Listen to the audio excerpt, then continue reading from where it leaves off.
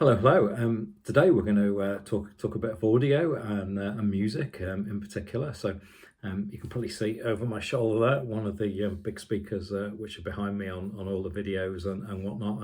And certainly when I'm working, it's a big topic of conversation. People ask am I a DJ and things like that, and no, I'm definitely not a DJ, but I do love listening to music, and that started out at a really early age. So I remember my first ever 7-inch single that my parents actually bought for me, because I was only about 6 at the time. It was Pink Floyd, The Wall. So that's kind of where it all started, and it's still going like nearly 50 years later. So yeah, how did we get here, I guess? So I think, like many people in the UK, my parents used to record the UK top 40 onto a tape from the radio every Sunday, and that was kind of a tradition in our house. And then the tape went in the car on the school runs or wherever we were going, the supermarket, and we listened to the music. And I think there's 2 or 3 songs which really I can still remember even all these years later from those tapes. And the first couple were there was a song by Killing Joke.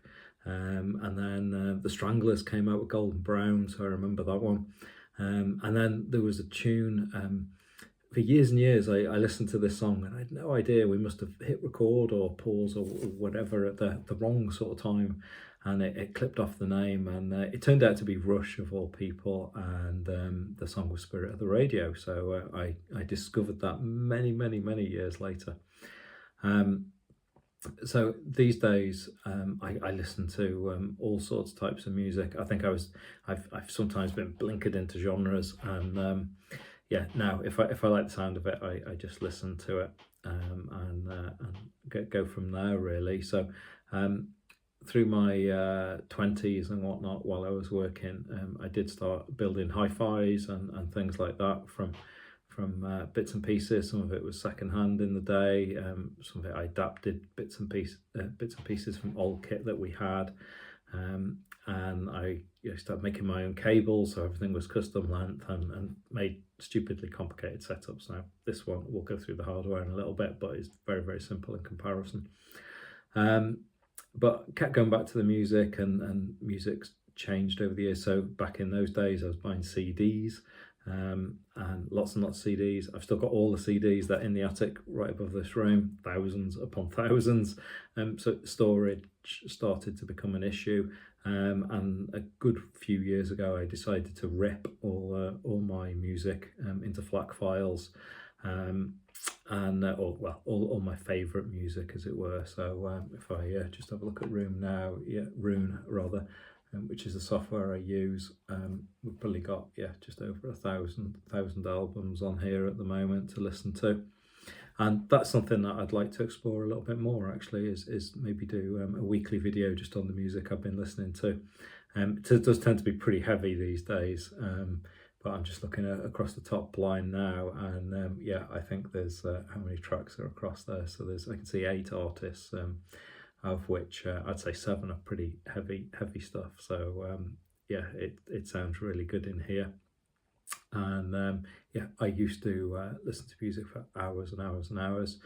Used to also go to concerts or gigs every couple of weeks. So where I did live was about a 45-minute drive from Manchester, and I went to the big arena bands and everything, and that didn't quite do it for me. I still enjoy some bands just get too big, or so big that they only play arenas. But I think the more intimate settings, so the smaller academies. I remember going to see people like All About Eve just every chance I could, and Academy 3 in Manchester is pretty minute venue. So really enjoyed that, and saw some bands before they were big as well, which was quite nice. So seeing Korn in quite an intimate setting, and my music taste has changed over the years. So Korn is probably a good example. I heard about Korn, this new genre of music called nu metal, and I went out and bought one of their CDs and didn't get it. Just didn't get it at all. And then I think it was Follow the Leader. It suddenly something clicked, and it was like, wow, these guys are absolutely amazing. And that's happened quite a few times over the years, which is quite odd. So I do tend to keep hold of music and keep listening to it just in case something clicks further on, and usually it does. So yeah, so let's have a quick look at the hardware and then we can go from there.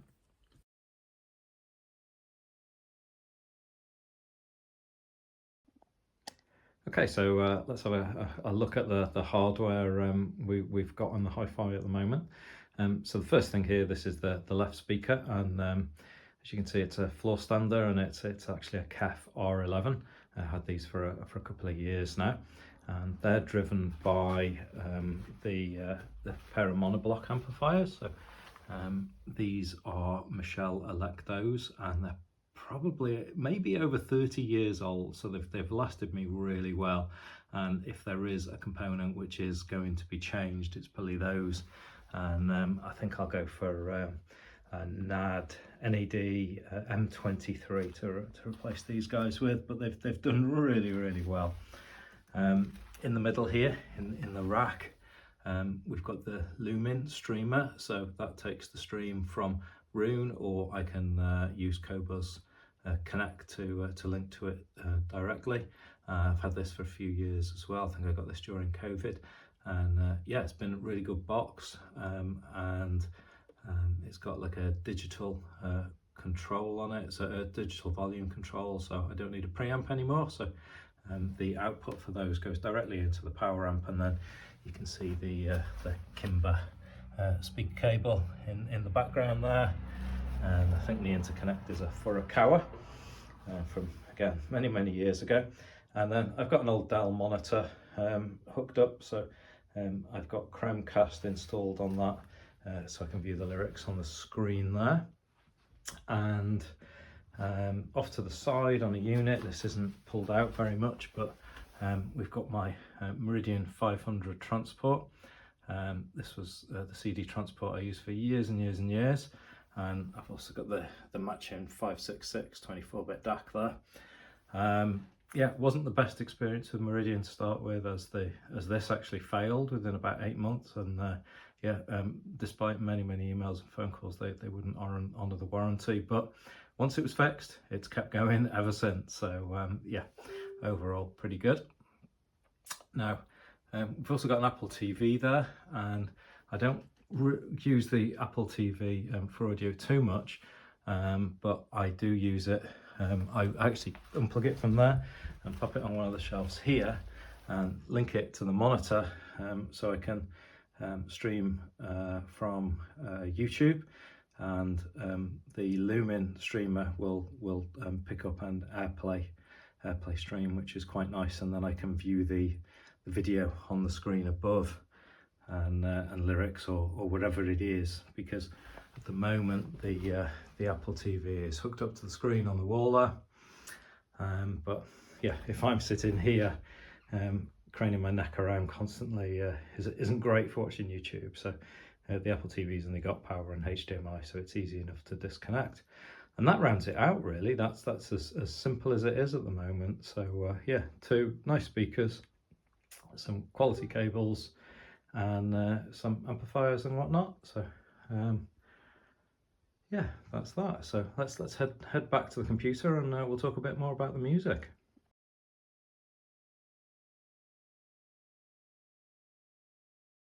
Okay, so here we are back on the Mac Mini here, and you can see that I've got Roon open, and this has been my main music application, so I can control this from my phone and my iPad as well, and it does all sorts of fancy stuff which I'm not going to bore you with. I tend to have the filter on date added, so these are the latest records that I've been listening to.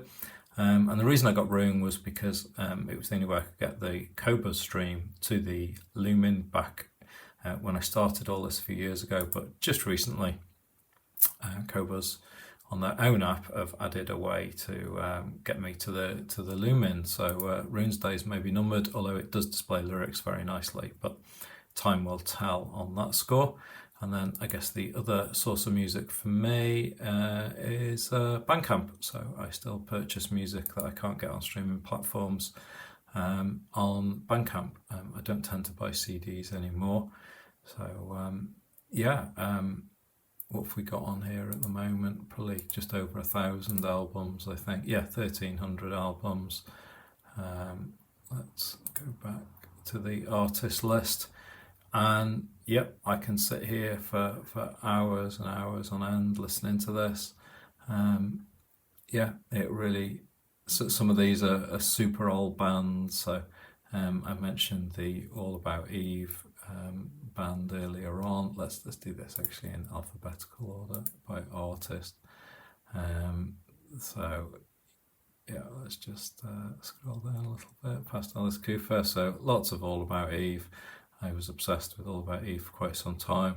I think, yeah, and then, yeah, Arch Enemy, I guess, was my introduction into a harsh vocal, whether it was a male or female. There's absolutely all sorts in here. And as you can see, once I get into a band, this was a school hub band, I really get into a band and try and get everything that I can. I think if I scroll down a little bit, we just went past Fields of the Nephilim there, absolute obsession for me over the years, and we'll eventually hit, hopefully, anyway, where's L? Yeah, Lacuna Coil. Lacuna Coil are probably the band, along with Korn, most likely, that I've seen the most live. Excuse me, really like those guys. But as I said, and just before I move back up to the top, Lords of the Lost. Absolutely love Lords of the Lost, and we're going to see those in the autumn, so can't wait for that one. We don't get out to see live bands a huge amount anymore, but yeah, they are one that were coming to the UK, and I was determined to go and see them. So probably in the next video we'll actually have a look through some of these records. So yeah, like I say, it's pretty heavy stuff. I think we've got Seven Spires. That's a brand new band that I've literally discovered yesterday. We'll have a listen to them. I think that's more on the symphonic metal side. This is Orbit Culture, probably the future of heavy metal. Absolutely incredible band. Arch Enemy, melodic death metal. I've loved them since the Angela Gosso days, and now they've got a new vocalist, or well, it's not really new, it's probably about 10 years ago now. Anneke van Giersbergen, I'm probably absolutely crucifying her name there, but yeah, I've loved her since the Gathering and Strange Machines, so that's a really nice EP. We've got the new record from Spirit Box, new record from Ginger, so really cool. An EP from Septic Flesh there. The orchestration on their records is absolutely phenomenal. But anyway, I'm rambling on about all sorts of artists now, so maybe we'll do that in a video, and we'll spend a couple of minutes on each of these, and as I add music in week by week, we'll do that as a little bit of a series.